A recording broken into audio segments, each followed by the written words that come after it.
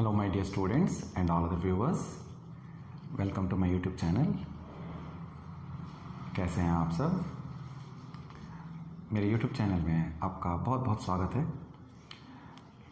ये लेक्चर में class 10th के लिए हम लोग तैयार कर रहे हैं रियल नंबर्स पर। तो रियल नंबर में अब तक आपने देखा 5 वीडियो लेक्चर जो हैं प्लेस हो चुकी हैं। अगर 1.1 में हम देखें 1.1 और 1.2 यूक्लिड्स डिवीजन लेमा, HCF और LCM सीखा हमने, उस पर बेस्ड वर्ड प्रॉब्लम्स किए। पर्टिकुलरली तीसरी चौथी वीडियो बहुत ही काम की है। सारे वीडियोस के कंटेंट काफ़ी अच्छे हैं अगर आप सीरियसली वॉच करेंगे। ठीक है, आप अगर सीरियसली वॉच करेंगे और प्रैक्टिस करेंगे तो कोई दूसरे सोर्स को देखने की ज़रूरत नहीं है। ठीक है, इंटरैक्टिव क्लासरूम से, यानी जो मैं क्लास में पढ़ाता हूँ उससे बहुत बेहतर हमने प्रोड्यूस किया है। और जो इससे ये जो वीडियो है करंट वीडियो, ये पिछली वीडियो से जुड़ी हुई है। पिछली वीडियो में मैंने 1.3 में how to prove √2 √3 as irrational number, एक थ्योरम जैसे क्वेश्चन है, बिल्कुल सेम जैसे मैंने √2 कराया बेटा, उसी तरह √5 के क्वेश्चंस भी थे, सेम टू सेम। लैंग्वेज बिल्कुल सेम रखनी है, एकदम फर्स्ट क्लास। आप प्रैक्टिस कर लो, एग्जैक्टली पूरे मार्क्स मिलने हैं आपको। तो आगे इसी पर 2-3 क्वेश्चन और इस एक्सरसाइज से करने हैं। तो ठीक है, वीडियो शुरू करें।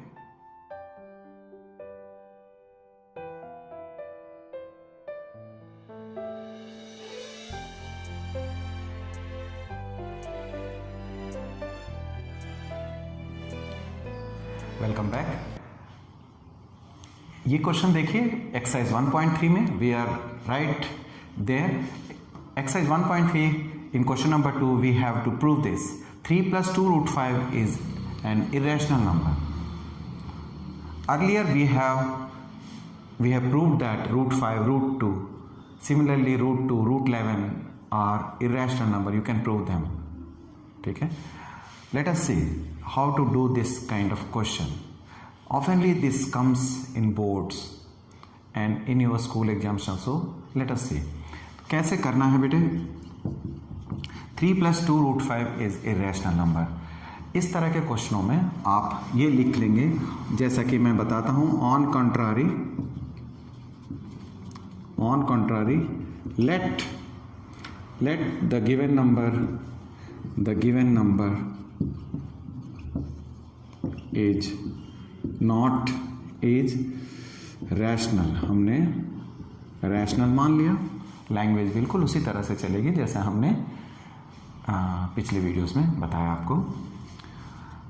On contrary let the given number is rational, मान लिया कि ये रैशनल है। ठीक है, देयरफॉर लेट करेंगे 3 + 2 √5 is equals to a/b, where a/b are co-prime integers, यानी ए और बी में कोई भी कॉमन फैक्टर नहीं होगा, 1 हो सकता है, only 1 is a common factor for co-prime numbers. ठीक है, दोनों में कोई कॉमन फैक्टर नहीं होगा, ये हम देख चुके हैं। मैं आप सबसे फिर अपील करता हूं, अगर आप इस वीडियो को सीधे देख रहे हो, पिछली वीडियो यानी 5th वीडियो आपने नहीं देखी लेक्चर बेटा, प्लीज़ गो ऑन, उसे आप ज़रूर देखना, क्योंकि वो देखे बगैर ये आपको समझ नहीं आएगा। You can not appreciate unless and until you watch the lecture completely from beginning to last. हर लेक्चर में एक मैसेज होता है, उसके लिए आपको सीरियसली वॉच करना होता है। ठीक है, 3 + 2 √5 इज इक्वल टू a/b हमने लेट कर लिया। अब आगे बढ़े तो देयरफॉर अब हम क्या कर सकते हैं, 2 √5 हमने रखा बेटा, a/b -3 को प्राइम, आप एडिशन में आप पॉजिटिव इंटीजर लिख सकते हो, 3 को दूसरी तरफ ले गया। आइए, और इसका एलसीएम जरूर ले लेना, a - 3b 2 √5। ठीक है, वेल अब हमने आगे बढ़ना है। √5 इज इक्वल्स टू क्या लिखेंगे, a - 3b अपॉन में 2b। ये 2 डिनोमिनेटर में आ गया बेटा। ठीक है, प्राइम नंबर यानी अभाज्य संख्याएं जो अपने आप से डिवाइड होती हैं उसको हम लोग प्राइम नंबर कहते हैं। और दूसरी बात यानी को प्राइम तो मैंने बता ही चुका हूँ। चलिए अब हमारी को एनालिसिस करना है। We have to argue. क्या आर्ग्यूमेंट क्या है?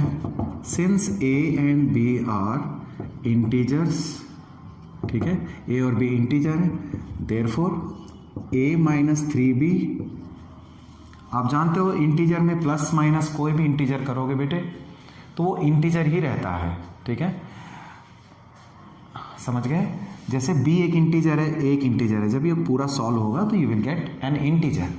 तो मैं ये कहना चाह रहा हूँ कि न्यूमरेटर और denominator 2b are integers.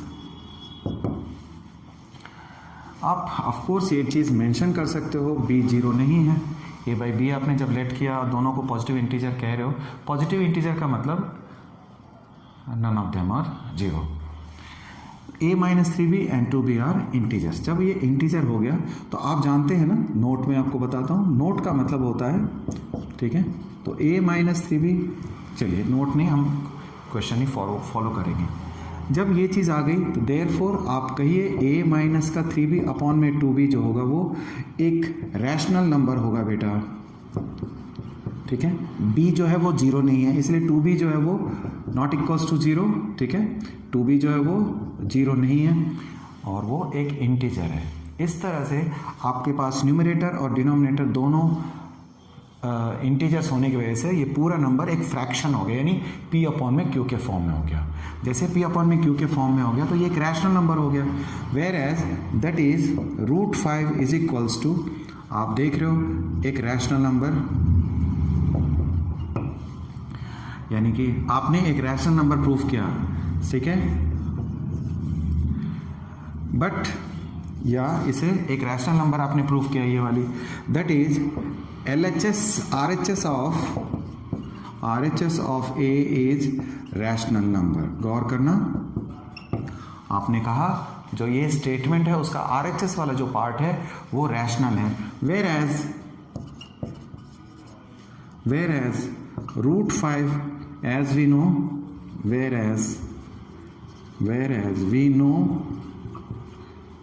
√5 is irrational, ठीक है, ये √5 इरेशनल है। तो जब क्लास पढ़ाते रहते हैं या अक्सर स्टूडेंट ये डाउट पूछते हैं कि सर ये √5 इरेशनल मान लिया हमने, ठीक है, तो बोर्ड्स में मैं यहाँ पर डिस्कस करना चाहता हूँ, इन बोर्ड्स, इन एग्ज़ाम्स, ठीक है, यूजुअली जैसे अभी रिसेंटली भी ये क्वेश्चन पूछा गया बोर्ड्स में। क्वेश्चन किस तरह से पूछा था? In exams usually given that √5 is irrational. ये इरेशनल टर्म जो है आपको दे दी जाती है कि √5 यदि इरेशनल है then prove this is an irrational, ठीक है। तो ये क्वेश्चन में ही दिया रहता है कि √5 आप इरेशनल मान लो और तब इसे प्रूव करो कि इरेशनल है। इसलिए मैंने आपको ये वाली स्टेटमेंट भी लिख दिया। In exams usually given that √5 is irrational. अगर ये नहीं दिया हुआ है बेटे और अगर ये 3 मार्क्स का क्वेश्चन है, जो कि आम तौर पे इट स्टैंड्स फॉर 2 मार्क्स, ठीक है, 2 या 3 मार्क्स के लिए ये अवेलेबल है, तो 3 मार्क्स के लिए भी हम इसको इसी तरह से लिखेंगे, यानी √5 हम प्रूव नहीं करेंगे, √5 इज इरेशनल, इसको एज्यूम कर लेंगे, ठीक है। जब मैं पढ़ा रहा होता हूँ NCERT के बेसिस पे, तो knowledge plus how to get entire marks in the question, ठीक है, इस बात का भी ध्यान रखना है। While you should not consume more time, unnecessary time to on the question, you must know that. आप कुछ भी लिखते रहेंगे, ज़्यादा लिखने से ज़्यादा मार्क्स तो नहीं आ जाएंगे, 3 नंबर के लिए इनफ हो गया, अभी काफ़ी है ये इतना लिखना। वेयर अभी बाकी है क्वेश्चन में √5 इज इरेशनल। तो √5 अगर इरेशनल है तो आप देखिए, यानी कि LHS, और हम जानते हैं we know, therefore we know, क्या बोलोगे कि रैशनल, एक तरफ आपने इरेशनल देखा और दूसरी तरफ रैशनल देख रहे हो, है ना, तो ये तो इक्वल नहीं होगा, this can not be, rational can not be equals to irrational, यानी LHS is not equals to RHS of A, statement A में, इसमें बहुत अच्छे से हम लोग एक्सप्रेस कर दे रहे हैं इस बात को, क्योंकि मार्क्स तो मैटर करता है बेटे। बहुत नॉलेज है आपको, आपने मार्क्स अचीव नहीं किया तो फ़ायदा क्या हुआ बताइए, है ना। आप बहुत अच्छी जानकारी रखते हो, यू क्रश होते हो, डिप्रेस होते हो, सेटबैक्स आते हैं आपको, तो ये काम नहीं करना है, ठीक है। हमें जानकारी जितनी भी हो उतने उससे ज़्यादा नंबर हासिल करना है। It's one of the technique, इसी को स्मार्ट वर्क कहते हैं। LHS और RHS जो है वो इक्वल नहीं है, तो why this happened, why it happened, why it happened, ऐसा क्यों हुआ, ऐसा क्यों हुआ गया ऐसा कि हमारे LHS और RHS सेम नहीं है। इट इज़ ड्यू टू, आप लिखोगे it is due to our wrong assumption that, ठीक है, 3 + 2√5 इज रैशनल। हमने ये रॉन्ग एज्यूम कर लिया, इसलिए इतना बवाल मचा है हमारे साथ, ठीक है। हम गलत जगह पे पहुंच गए क्योंकि हमने शुरू में गलत कर दिया था, यहाँ शुरू में गलत कर दिया था। तो अब हम कहेंगे therefore we can say that 3 + 2√5 is irrational, ठीक है बेटे। यानी मेरा कहना ये है कि ये दिया हुआ हो या ना दिया हुआ हो, 2 या 3 नंबर के क्वेश्चन में आप बहुत अच्छे से इसको लिख सकते हैं, ठीक है। कभी कभी स्कूल में टीचर कंपेल करते हैं तो स्कूल के टीचर की मानिएगा, आप √5 को भी प्रूफ कर देना, ठीक है। यहाँ खुद एक पेज का क्वेश्चन है, वो 2 पेज का हो जाएगा, फिर नंबर तो 3 ही मिलने हैं आपको। आपकी डिस्क्रिप्शन यानी आपका दिमाग क्या कहता है ये आपको देख के चलना, ठीक है। Next question, now we have 2 more questions. Question number 3, first and second part you can see both are almost similar question. First हमें ये प्रूव करना है कि बोथ आर इरेशनल नंबर्स, ठीक है बेटे। तो इरेशनल नंबर कैसे प्रूव करेंगे। क्वेश्चन नंबर 1 अगर मैं देखूं, फॉर 1/√2 आप उसी तरह से लिखेंगे स्टेटमेंट को, on contrary let it is rational, ठीक है। थोड़ा सा ब्रीफ कर देता हूं मैं, अगर ये रैशनल है तो लेट कर लेना, 1/√2 इज इक्वल्स टू a/b, जहां b 0 नहीं है, a b आर को प्राइम पॉजिटिव इंटीजर्स। अगर पॉजिटिव इंटीजर्स लिखते हैं तो फिर इसको लिखने की ज़रूरत ही नहीं है, पॉजिटिव इंटीजर्स, ठीक है। आप इसके बाद क्रॉस मल्टीप्लाई करेंगे, b is equals to √2a। बहुत आसान है, मैं जल्दी से बता देता हूँ। इसे स्क्वायरिंग करेंगे हम, ठीक है। स्क्वायरिंग करते हैं, b² बराबर 2a² आ गया। अब इसे इक्वेशन 1 लिख देना। अब जैसा कि देखते हो b² is equal to 2a² है, इंप्लाई करता है 2 is a factor of b²। 2 जो है वो b² का फैक्टर है। अगर 2 फैक्टर है, therefore by theorem we can say 2 must be a factor of p, it must be a factor of b also। अगर 2 b² का फैक्टर है तो 2b का भी फैक्टर होगा। मैंने आपको थ्योरम भी कराया पिछला लेक्चर में, आप देख सकते हैं। आप इसका नाम दीजिए, स्टेटमेंट A है। इसी तरह से हम आगे बढ़ेंगे। तो देयरफॉर अब हम कहेंगे कि लेट, अगर 2b का फैक्टर है तो 2 की टेबल जब हम पढ़ेंगे तो उसमें b आएगा, ठीक है। 2 जब हम पढ़ते हैं तो 2 के टेबल में b आएगा, तो b is equals to 2c लिखे, where c is some positive integer, okay. b is equal to 2c आ गया। अब b is equal to 2c आया, इसे पुट कर दीजिए, पुट इन 1 में पुट करोगे तो 2c का whole square 2a²।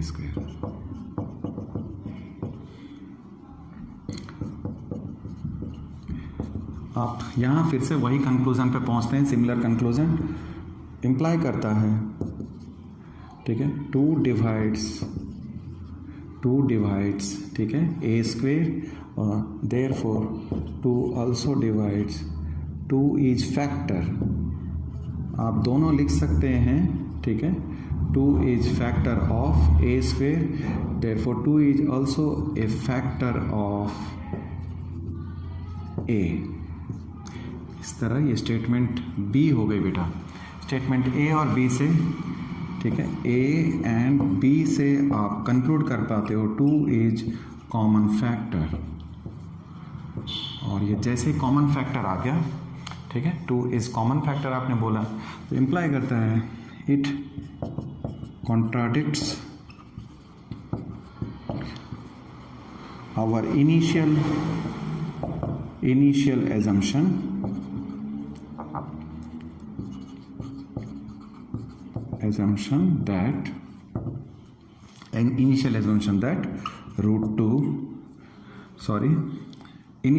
that a and b common factor of, आपको लिखना चाहिए यहाँ a and b are co-prime. इसका मतलब है it implies that our assumption is wrong, ठीक है,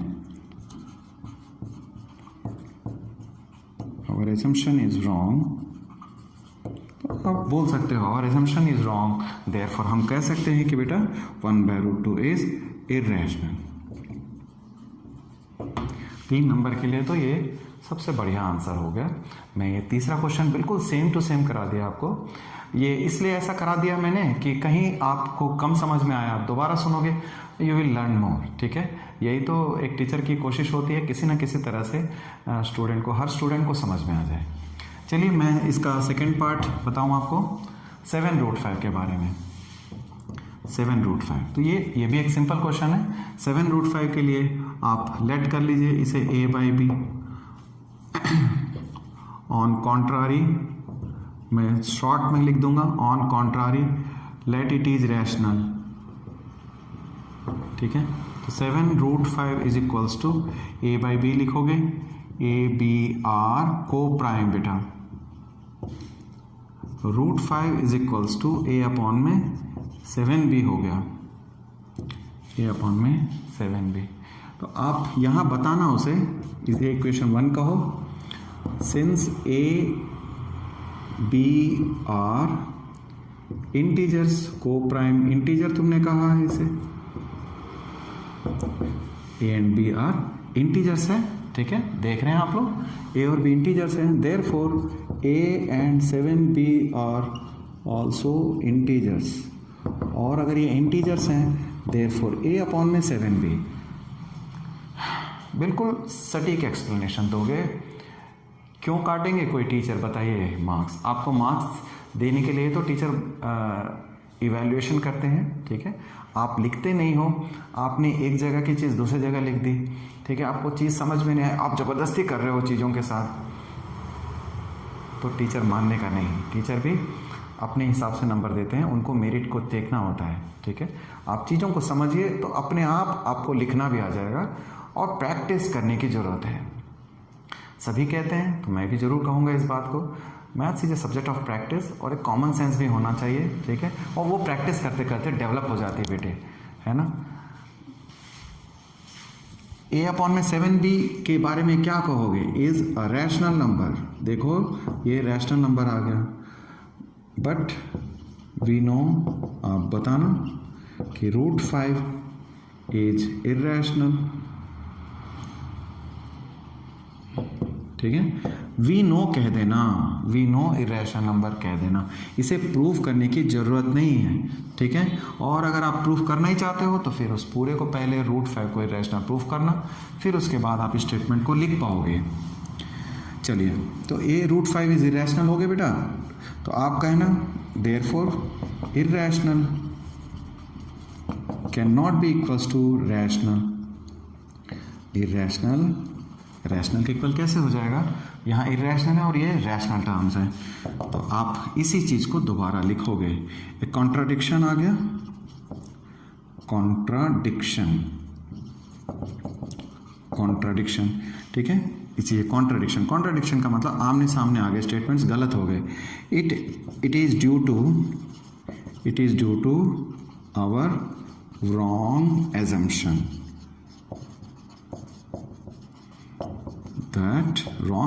दैट, ठीक है, 7√5 इज रैशनल, देयरफॉर आप लिख सकते हो 7√5 इज इरेशनल। एक्स्ट्रा क्वेश्चन है, ये कैसा क्वेश्चन है, प्रूव दैट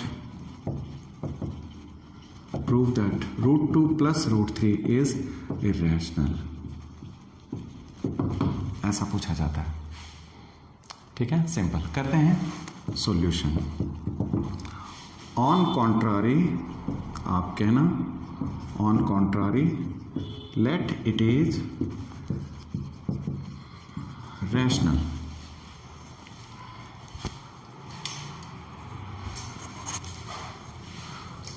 आपने कहा on contrary let it is, जैसे हमेशा लिख रहे हैं, तो लेट करिए √2 + √3 इज इक्वल्स टू, चलो P/Q लिख लेता हूँ, A और B से हम थक गए बहुत ज़्यादा, P और Q लिख लिया, where PQ are co-prime integers, आप लिखेंगे Q is not equals to 0, ये सेफ्टी रखना, Q 0 नहीं है।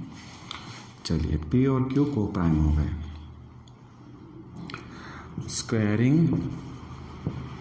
स्क्वायरिंग करो, √2 + √3 का whole square is equals to P² और Q², ठीक है बेटे।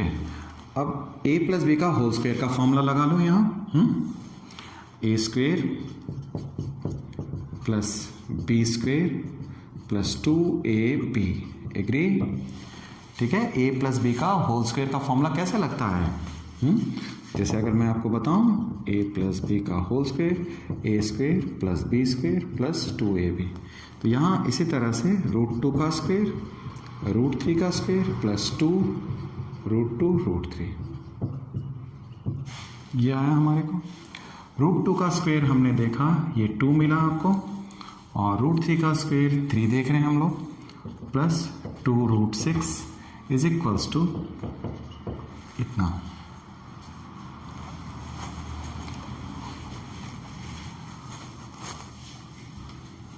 तो ये 2 √6 आप यहीं रखिए, इस 5 को दूसरी तरफ ले जाएंगे,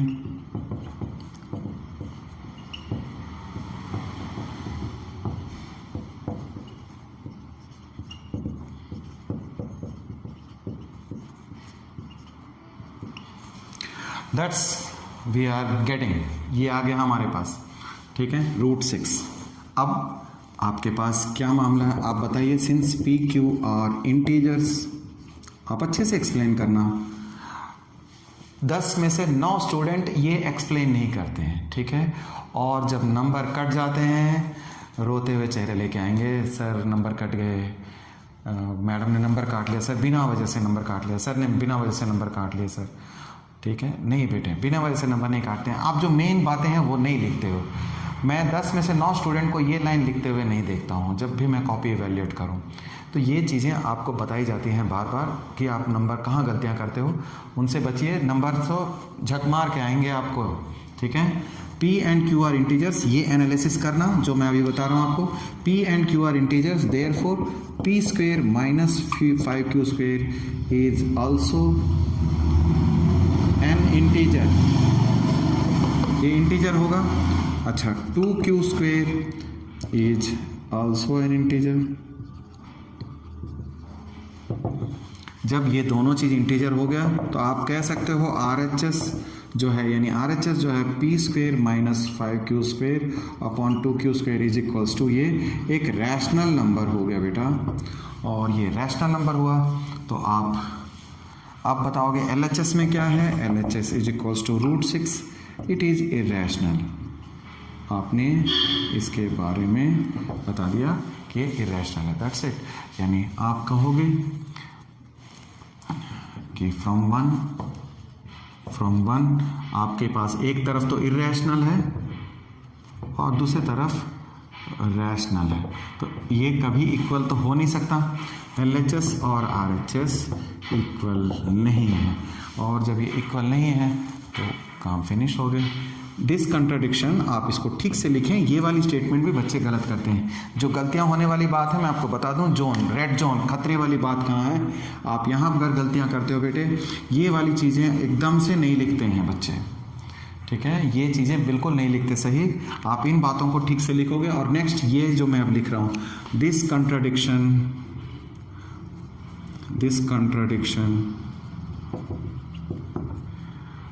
appears because of our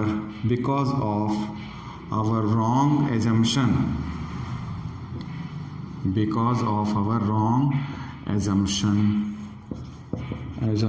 that ठीक है, √2 + √3 इज रैशनल। हमने गलत मान लिया था, therefore must be irrational, ठीक है, फिनिश। तो इस वीडियो लेक्चर में इतना काफ़ी है ना। मैं समझता हूँ आपको पिछली वीडियो और इस वीडियो लेक्चर को देखने के बाद इस तरह के क्वेश्चन में कहीं दिक्कत नहीं होनी है। मैंने बहुत ज़्यादा एक्सप्लेन कर दिया ये टॉपिक में, यानी इस टॉपिक में इतना जान नहीं है।